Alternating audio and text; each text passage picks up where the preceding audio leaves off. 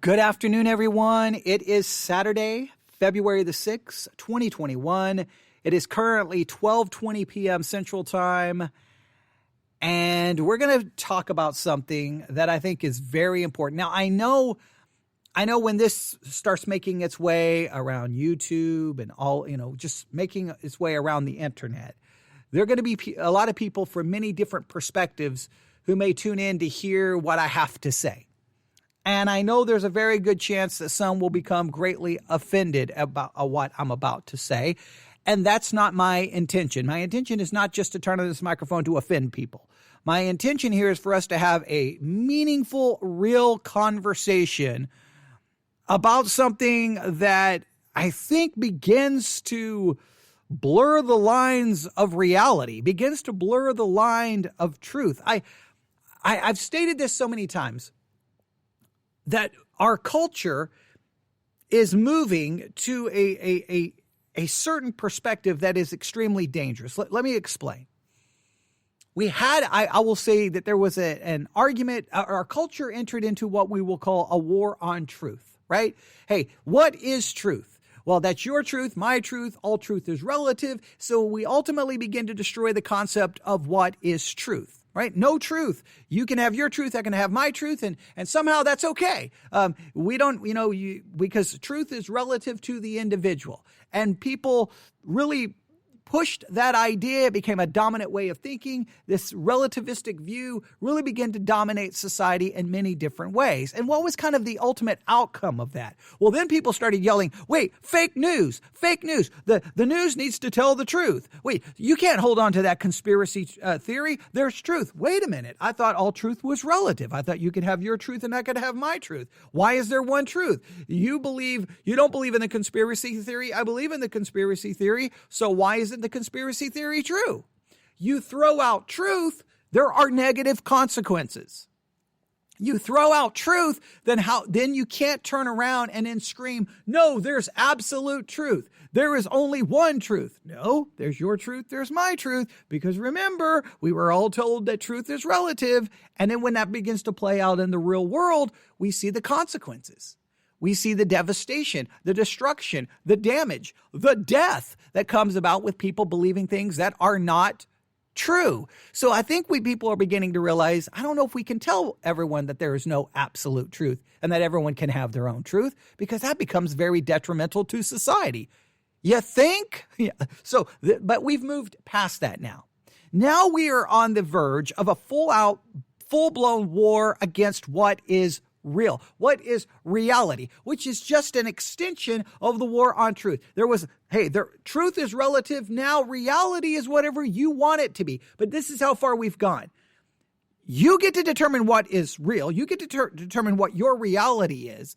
And then you want me to go along with your reality. So if you believe, hey, this is the way it is for me, now you have to go along with it. You have to play along. You cannot in any way argue against your perception of reality. Now, reality is what a person wants it to be, and then everyone has to go along with their reality. But the weird thing is, if I have to go along with your reality, why don't you have to go along with my reality? Like, whose reality becomes real for everyone else? Isn't there only one reality? But we are literally declaring as a society a war on reality. And this is going to have detrimental consequences. Trust me. And we're now starting to see maybe it play out. We may actually 2021 going into 2022, we may see this play out right in front of our very eyes in the world of sports. High school sports, college sports. We may watch this play itself out right there, sitting in our living room or wherever you have your television. You may see it play out right in front of you. And it's going to be interesting to see what the reaction is going to be. As at some point, someone's going to raise their hand and say, okay, enough of this. There has to be truth and there has to be a reality. And if your truth is true and my truth is true, then you can't condemn my truth and I can't condemn your truth. So then stop yelling and fighting at each other. And if you can have your reality, You can't make me go along with your reality because I have my own reality, because I could turn around and make you go with my reality. That means there would be no reality and no truth. And how can a society stand? Look, how can a society stand and continue if basically we have taken truth out back and shot it, and we've taken reality out back and shot it? In other words, a society that is not operating with the concepts of truth and reality, I don't know how they can sustain themselves. I don't know how they can continue. And I think that's where we are currently in the United States of America. We're on the verge of a very difficult situation. And I know people are going to say that's hyperbole, that's exaggeration. Look at what happened with truth. You're like, well, President Trump is lying. No, that's his truth. So why did you get mad? Well, these people believe in a conspiracy theory and they invaded that's their truth. Is there truth or is there not truth? Well, wait, the news, that's fake news. Is it fake news or is it their truth? So is truth relative or is truth absolute? Right? So you see how that played out. Now we're watching it play itself out with reality. Now, listen to me carefully. Right? I'm going to try to say everything in a very thoughtful way. And I'm not here to try to offend anyone, but we've got to talk about this, all right? We've got to talk about this. Throughout history, it's been established that you have men's sports and you have women's sports, and that there is a difference in men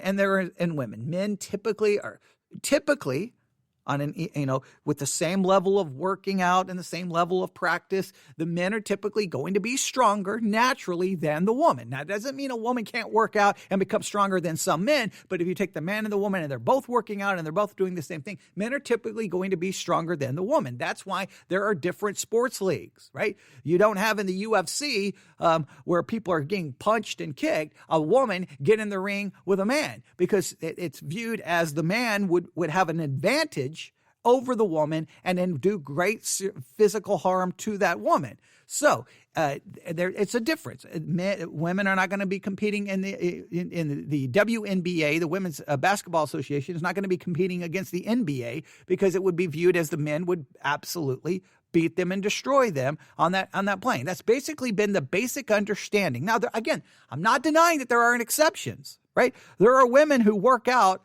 and who train. I mean, I was in martial arts. I was with women who had better skill, who and in many cases worked out more than me and could overcome me, beat me in different situations, submit me, whatever type of martial art that we were currently engaged in.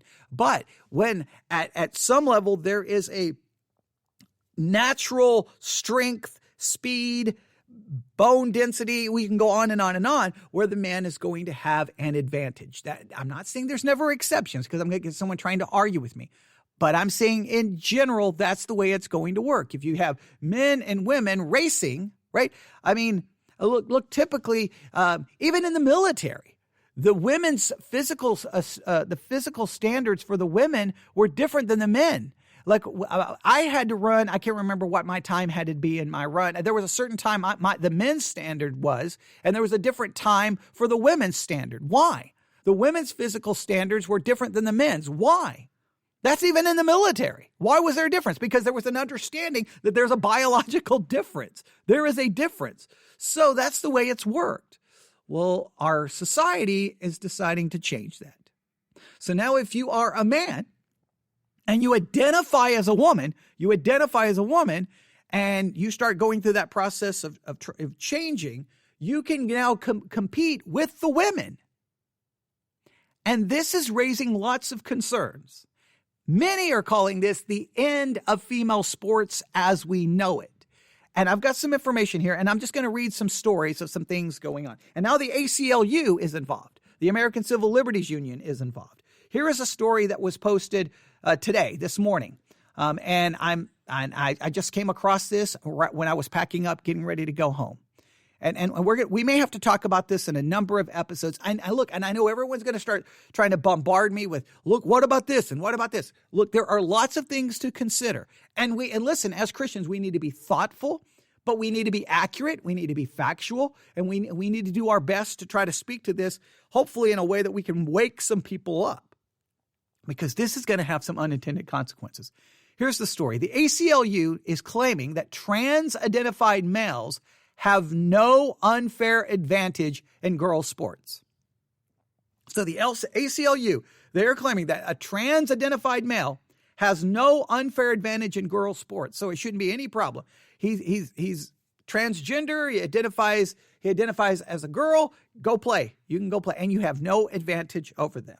All right. Now, if you see the photograph, if you see the photograph for the cover work for the artwork for this podcast episode, there you have a trans-identified male,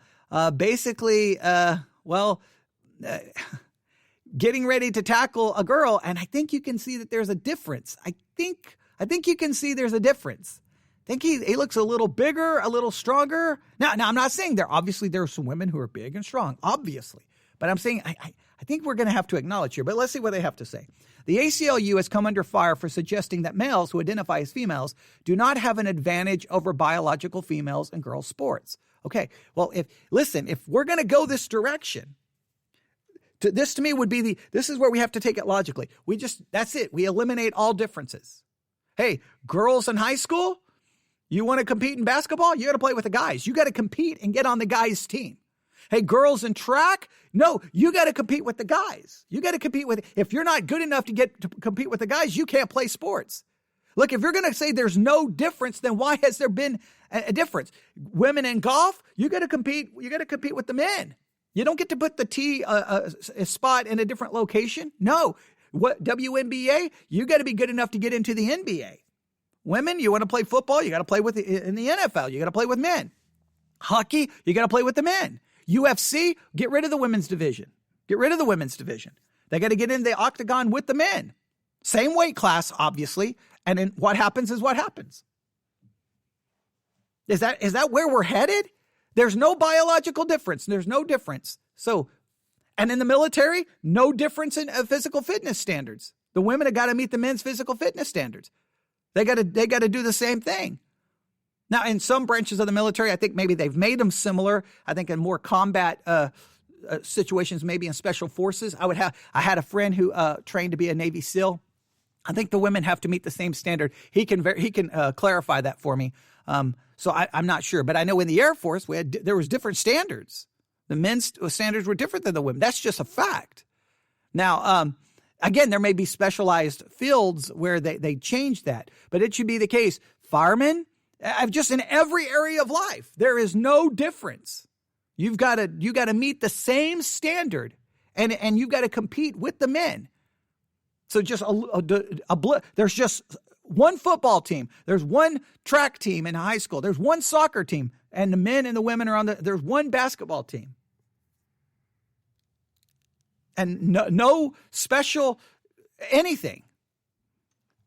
So they're saying that they do not that males who identify as females do not have any advantage over biological females in girls' sports. The advocacy group took to Twitter Wednesday to complain that attacks on trans youth in sports are showing up in dozens of state legislatures nationwide. That there's a lot of states now going, hey, look, we got to do something about this. And ACLU saying this is not fair. The Twitter thread comes after President Joe Biden issued an executive order allowing trans-identified individuals to use bathrooms, locker rooms, showers that correspond with their gender identity as opposed to their biological sex, as well as permitting them to play on sports teams that correspond with their gender identity. So, hey, you get to play on the team that corresponds with your gender identity. So I'm a guy. Not doing so good, man, on the guys' basketball team. Oh, I identify as a female. Now, I don't know. I'm not saying it can be that arbitrary. I know that some could accuse that as being a straw man argument. But, what happens here, right? Do they have to take some drugs? Do they have to start through the transition process? Or can they just identify? There's rules here. Now, after female high school athletes, now please note, female high school athletes sued Connecticut over its policy allowing biological males to compete in girls' sports. The state of Idaho implemented a law banning biological males from competing in girls' and women's sports, but it was struck down by a federal judge. Efforts to pass such legislation at the federal level have yet to succeed. So I want you to understand that female high school students were like, hey, we're suing the state. This is not right. In fact, let's see. I think they have the article here. All right. This says Chelsea Mitchell of Canton, Connecticut, deserves equal opportunities to compete and win in all sports. Opening more opportunities in education and athletics for girls, I guess her name gives her name here, was the reason Congress passed a federal law known they passed a federal law back in 1972 because they wanted to give the girls more opportunity in sports. A gifted athlete and hard worker, she relishes the opportunity given to her. She competes in both track and soccer and has been recognized for her excellence in both. But running is her true passion. As a high school sophomore, she won 3 Connecticut Class S state championships in outdoor track and field. It was the best day of my life, recalls the high school senior. But that moment would become bittersweet because despite her natural talent, she knew that she would probably never win another state championship again. But this wasn't because she was any less dedicated to her sport. No, she would never win another championship because she would be competing against athletes with an unfair advantage. Since 2017, the Connecticut Interscholastic Athletic Conference has allowed male athletes who identify as girls to compete in women's sports. And after the 2018 season, one male athlete transferred schools, moving into this girl's competition class. This girl was devastated when her mother told her the news. I felt like all I had worked for had been ripped away from me. I knew that I would never have the feeling of being a state championship again. Now, facing a grueling prospect that would be difficult for many adults to handle, competing in races she knew she couldn't win, and yet she didn't give up. She never quit trying or working hard. But she can't overcome the radical unfairness. Because of the presence of male athletes, she has been robbed of 4 state titles. While disturbing, it shouldn't be surprising to anyone that male athletes dominate when they compete in women's sports. And then they go on to talk about everything that happened here. So the women they sued. There's a lawsuit saying this is not fair. I used to win everything. Now the men show up and I can't win. Now I've already heard how people will respond. They're not men. They're women. They're transgender. They identify. You cannot call them men. You have to call them women. So they're women and they should compete in the women's sports. But the biological women are saying this is not fair. Well, why are they just saying it's not fair because they don't want to compete with stronger women, or is it because they see that these trans women are, well, actually men and have a biological advantage? We're discussing reality here. This is not about trying to be bigoted. This is not trying to be prejudiced. This is not trying to be unfair. This is what is the reality, right? The ACLU released a series of claims this week under the heading 4 Myths About Trans People in School Sports. The organization rejected biological facts that sex is binary and apparent at birth and is identifiable through singular biological characteristics when introducing Fact 1, which asserts that trans girls are girls. The ACLU pushed back on the fact that trans athletes' physiological characteristics provide an unfair advantage over cis athletes, arguing that trans athletes vary in athletic ability just like cisgender athletes. The advocacy organization bluntly declared that trans athletes do not have an unfair advantage in sports. The other 2 tweets claim that including trans athletes will benefit everyone and that trans people belong on the same teams as other students. Criticism of the ACLU's proclamation that biological males have no advantage over biological females in women's sports quickly poured in. Daily Wire host and commentator Matt Walsh sarcastically responded to the ACLU with a tweet reading, Fact 2, the sun is cold and filled with ice cream. Now, of course, being sarcastic, but if we're going to start denying reality, let's just make reality whatever we want it to be. Abigail Schreier, an author who has, and hopefully I'm saying the right name correctly, has written a book about the transgender debate called Irreversible Damage, the transgender craze seducing our daughters, poked fun at the way the ACLU was structuring its tweets in defense of transgender athletes, remarking, fact, not one of these ACL facts is facts. She wrote an op-ed back in October explaining how biological male athletes competing in women's sports have advantage over biological females. These organizational effects of male puberty are profound and they are permanent. Larger hearts and lungs, more oxygenated blood, more fast-twitch muscle fiber, greater upper body muscle mass, greater bone density. These characteristics, this author explained, grant men a massive and unbridgeable advantage over women in nearly every physical contest. Even if a man later takes estrogen and artificially reduces the level of the bioactive testosterone in his body, he will not surrender these advantages. A recently released study proves that even after a year of taking estrogen, biological males who identify as females maintain an advantage over biological females in athletics. Now, I believe after 2 years, they may start losing that advantage, but not after the first year. Now, just think about it. How's this going to work out in high school? And they're only there for 4 years. So they would have, if the 2 year mark, and I believe based off things I've read, I believe 2 years is where they start losing that advantage. They would have to, are you going to make them wait 2 years before they can compete? And then do they have to take estrogen and other things to try to eliminate that advantage? The study published in the British Journal of Sports Medicine, please note, the British Journal of Sports Medicine, the British Journal of Sports Medicine, that's not by some Christian organization. When Christians, when you're out there, and if you're going to engage in this discussion, make sure you just look for facts, okay? They said they analyzed the fitness test results of trans-identifying Air Force members over the course of 5 years.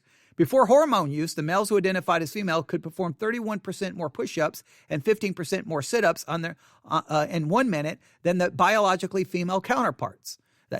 I know the Air Force fitness test because I had to partake in it year after year after year, and the women had a different standard, and typically the men obviously would do more push-ups and more sit-ups. Not all. Now there were some women out there who, man, they could kill it. There were women who could beat me in the run. There's no question about it. Now, I never ran, only when it was time for the test. But I got no problem with that. I'm not intimidated by that. I'm not bothered by that. I got no problem. There were, again, women in martial arts who would destroy me. I was never intimidated by that. It doesn't bother me. No, and I'm all for women having their advantage to participate in sports. I'm all for that, and I want them to be successful, and I want them to succeed. But we have to at least, we put it this way, we need to at least look into, is there a difference? After taking hormones for 2 years, now 2 years, here we go. After 2 years, trans-identified males could still do 10% more push-ups and 6% more sit-ups than biological females. So even after 2 years, there was still an advantage. A much smaller advantage, but one still existed. While the study found that the differences in the number of sit-ups and push-ups performed by trans-identified males and biological females disappeared after 2 years of hormone use, biological males maintain an advantage over biological females, all right? So it does say, the study did find that differences in the number of sit-ups and push-ups performed by trans-identified males and biological females disappeared after 2 years of hormone use. So after 2 years of hormone use, it seems that, so this paragraph is written weird. Let me read the whole thing again. After taking hormones for 2 years, trans-identified males could still do 10% more push-ups and 6% more sit-ups than biological females. Then the next sentence says, while the study found that the difference in the number of sit-ups and push-ups performed by trans-identified males and biological females disappeared after 2 years, well, it still seems there's somewhat of a difference. So I think, put it this way, 2 years seems to be the key. This is a little confusing paragraph. I'm going to clarify it. Everything I know, 2 years, the advantage seems to disappear. Seems to pretty much disappear, or at least become very small. Biological males maintain an advantage over biological females. Well, that's true. Obviously, biological males are going to maintain an advantage over biological females. But if you begin to take these, take the taking hormones and doing some of these things, does that change? It goes on to say, biological males could run 12% faster than biological females after using hormones for 2 years. Before taking hormones, biological males could run 1.5 miles, 21% faster than their female counterparts. So it does reduce it. So when you start taking the hormones and start doing that, you can reduce it, but you're artificially trying to reduce it. You're artificially doing what you can to reduce it. The author mentioned Allison Felix, a contender for the title of fastest female sprinter in the world, who was able to run 400 meters in 49.26 seconds. So that's the fastest female sprinter in the world. She can run 400 meters in 49.26 seconds.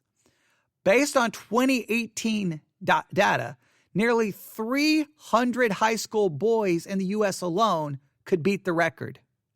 So the fastest sprinter in the world would be beat by 300 high school boys. There's a difference. So how are we going to work this? I mean, if this is where the law is going, are you just basically destroying female sports? And again, my thing is, if someone who's trans and identifies as a girl can go play in those sports and win all of those championships, what is even the point of girls playing sports anymore? What's even the point? I have another story here. This was published yesterday. Biden preaches science while ignoring it on high school sports. And this is becoming frustrating because everyone says, follow the science, follow the science. Yes, I believe in following the science, but that means following the science when it comes to the transgender issue as well. We got to follow the science, but science is now whatever you want it to be. Hey, that person identifies as a female. They're a female. Just because they identify as a female, they're not a female. If we look at their genetic makeup, what are we going to find? It's like this is getting crazy. All right. On January the 27th, the Biden administration issued a memorandum calling for the reevaluation of agency decisions in the name of scientific integrity. The memo orders various executive branch officials to reconsider federal policies, stating scientific findings should never be distorted or influenced by political considerations.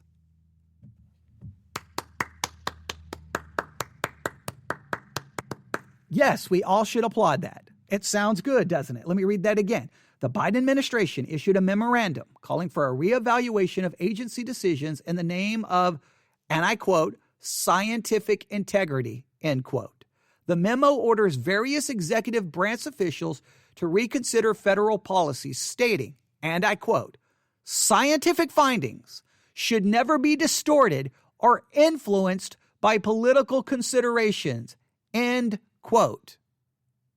Now, this may be a very positive goal, but it's hard to take seriously after President Biden issued an executive order in his first day in office that catered to activists and ignored clear scientific evidence.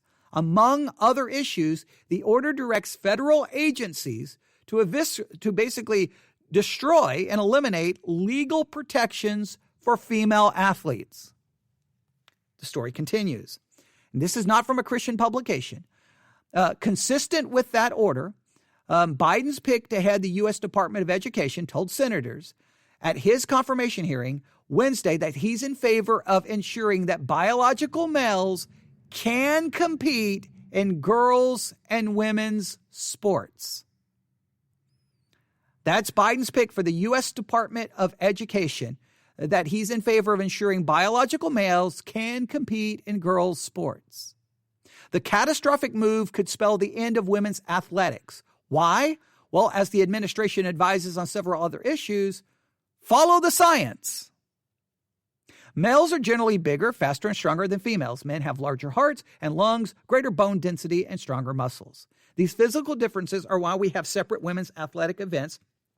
In the first place, studies prove that comparably fit and trained males will always have an athletic advantage over females.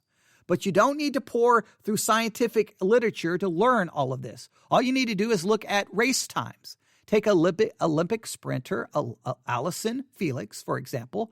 Felix is a 6-time gold medalist and holds numerous world champion titles. Yet in 2018, 275 high school boys ran faster times than Felix's lifetime best.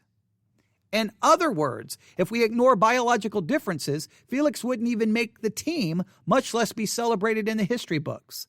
And no amount of testosterone suppression can mitigate a male's advantage. In a 2019 Swedish study, some males who identified as women maintained or even increased in strength after a year of testosterone suppression.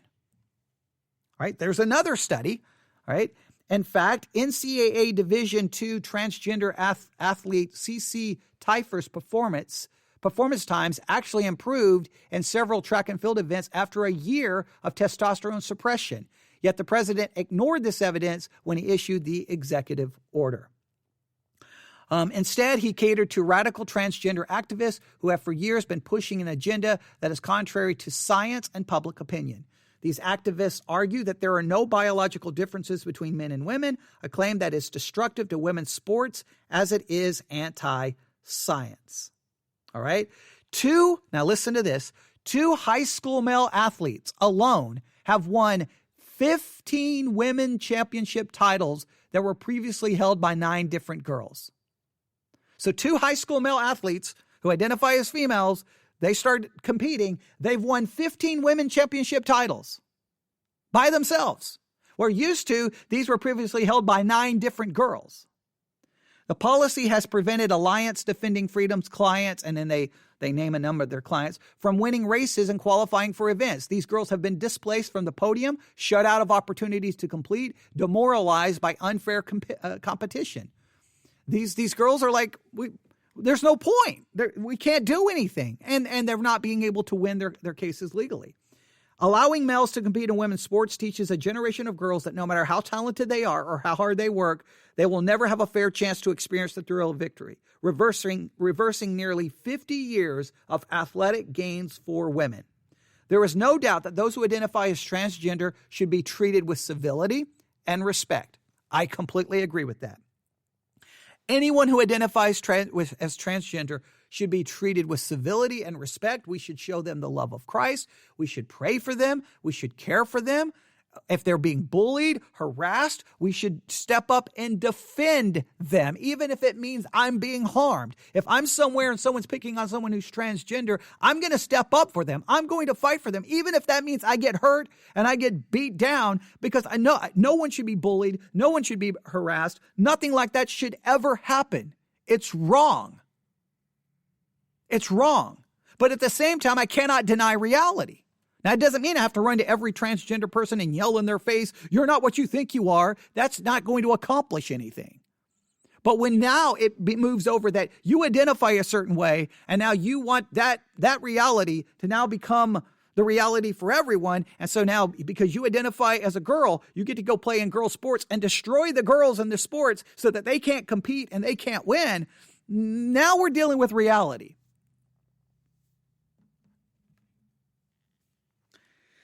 But when policies ignore the biological differences between male and females, women are the ones who are the most harmed. President Biden's executive order and his administration resulting actions will harm female athletes across America. If the administration truly wants to be stewards of good science, it should start with the obvious decision to protect female athletes. And you can look up the different stories. Yeah, I've seen, right, in fact, right here, I think I have a picture. Let me look here. Yeah, here is, this is February 7th, 2019. Bloomfield High School transgender athlete Terry Miller, second from left, wins the final of the 55-meter dash over transgender athlete, names the other one. And you can just look at them, and the girls are getting blown away. The girls are getting blown away. And then I guess, what, do you cheer that? Do you say, yay, woohoo, you beat all those girls, yay? Well, I'm saying the logic here should just be the end of girl sports. Just end it. Boxing? No. Women don't box. You get in the ring with a man. You say, well, if you do that, someone's going to get hurt. Someone's going to get killed. I know, because when you deny reality, bad things happen. There's got to be a way. And again, I don't like egotistical men who try to put down women. And no, that I don't like. I think women have great athletic ability, can accomplish amazing things. I was a big supporter of Ronda Rousey early on in her career. Thought she was amazing. I still think she's amazing. Everything that she accomplished. She put women's mixed martial arts on the map. I saw every one of her fights. And then we could talk about what happened when she met Holly Holm and got knocked out. And we could talk about that's what happens when you are in mixed martial arts and you go against a boxer and you decide to try to stand up with a boxer instead of trying to take the person down. But that's a whole different story. We could get into strategy there. Yeah.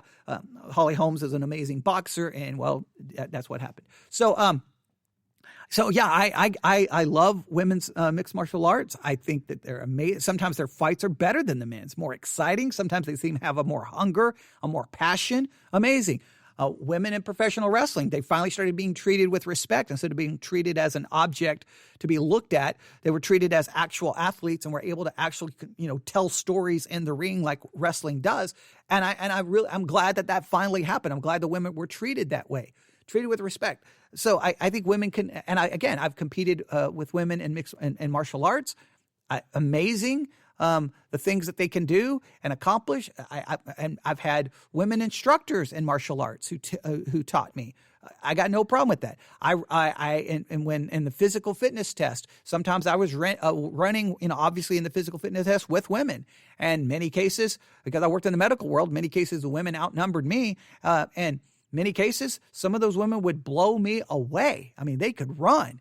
I couldn't. Now, but men who ran and worked out as much as they did typically blew the women away. And that's why there were different standards and times.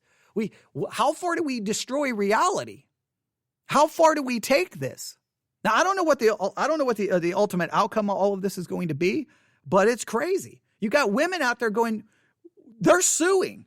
So, in fact, forget me, forget you. Because what someone will say, well, you're not a woman and you're not transgender, so you can't speak on this subject. Fine. Listen to the women who are suing, saying this is not right and this is not fair. Why are the women saying that? Are you not going to listen to the women? I thought we cared about women's rights.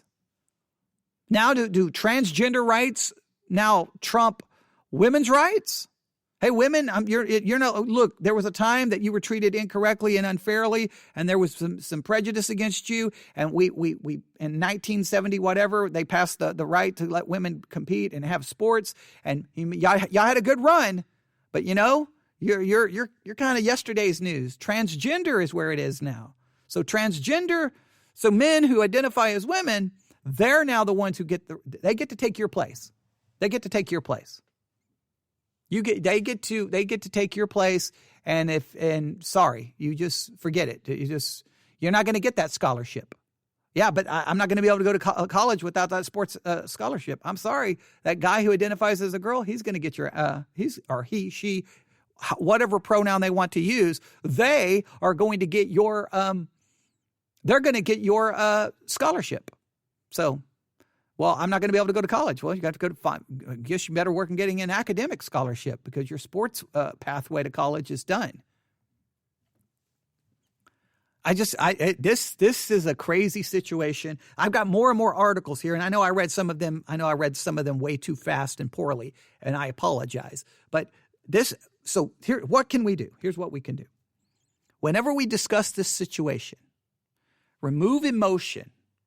Do not, under any circumstance, just use derogatory comments. And it's the same thing when people used to talk about homosexuality and wanted to use their little comments. Pastor standing in the pulpit trying to make fun of homosexuals and doing the little limp wrist and using derogatory comments. Man, that's not godly. That's not Christian. That's just foolish and dumb. So we don't need to use derogatory comments and slanderous. No. We use respectful comments, and we just try to get to the science, the facts.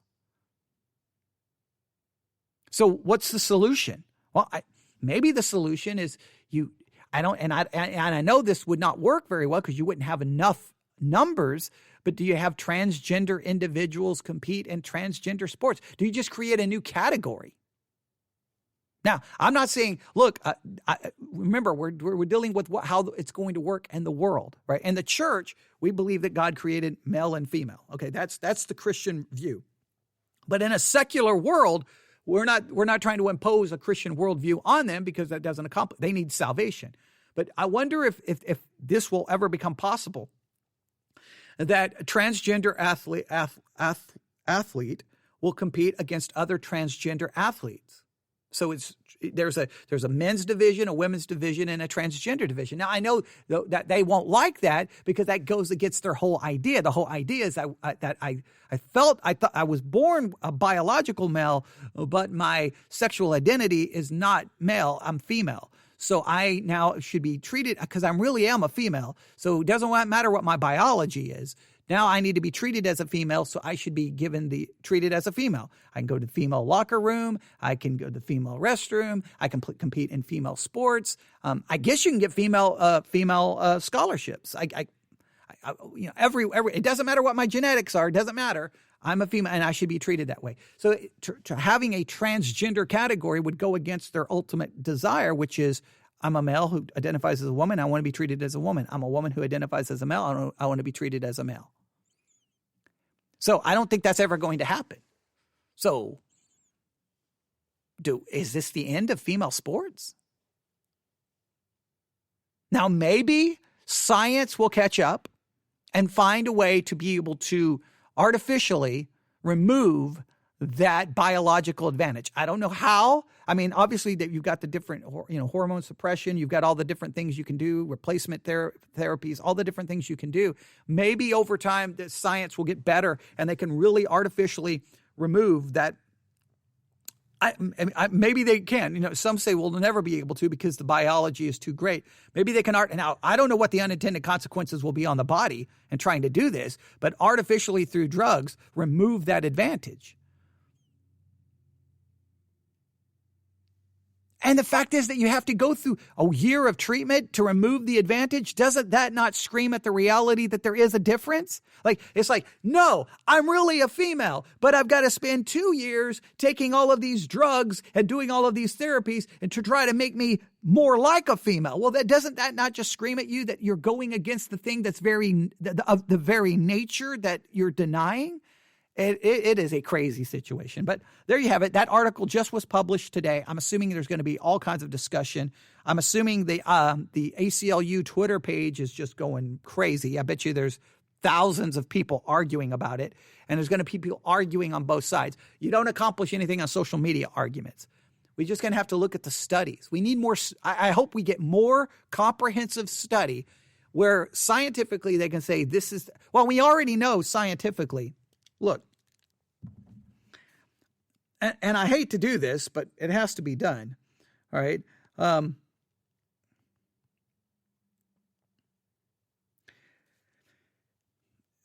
Here we go. In fact, I'll bring this up. I'll just bring this up. The XY sex determination system, a sex determination system used to classify many mammals, including humans, some insects, some snakes, some fish, some plants. In this system, the sex of an individual is determined by a pair of sex chromosomes. Females typically have 2 of the same kind of sex chromosomes, XX. And males typically have 2 different kinds of sex chromosomes, XY. That's the genetic makeup. That's the way it is. That's the reality. So we're never going to be able to change that. We're never going to be able to change that. Now, at the same time, someone who is born a female and for some reason they don't see themselves as a female, they don't feel comfortable in their own body, they go through all these emotions and feelings. I want to hear those emotions. Look, we should not just silence someone. We have to show compassion. I don't understand that. I've never experienced that. I don't understand it. I need to hear that. I need to hear their struggle. I need to hear their pain. I need to understand it. I want to show compassion. All right? And there's a time to say, but here's the reality. There is a time to say that. And there's a time just to show love and compassion. But at some point, we can't deny reality. And we've lost the ability to even have this balanced approach. Either people want to be just rude and condescending and hateful and try to make a point, or people want to just deny reality. And there's got to be a balanced approach. Love to the individual. They're created in the image of God. Love, compassion. Okay. But at the same time, you can't force me to deny what's real. Because if you make me deny my reality, why can't I say you have to deny your reality? In your reality, you're born a female, but you identify as a male. But in my reality, you're a female. So whose reality wins? In your reality, you're a man, but you identify as a woman. In my reality, you're a man because that's what you are biologically. That's what you are at the genetic level. So why do I have to deny my reality for your reality? Whose reality wins? We're in a society that is denying truth, and now we're denying reality. And that is where we are. I'll stop right there. Everyone have a great day. You can email me at newsif@yahoo.com, newsif@yahoo.com. Everyone have a great day. God bless.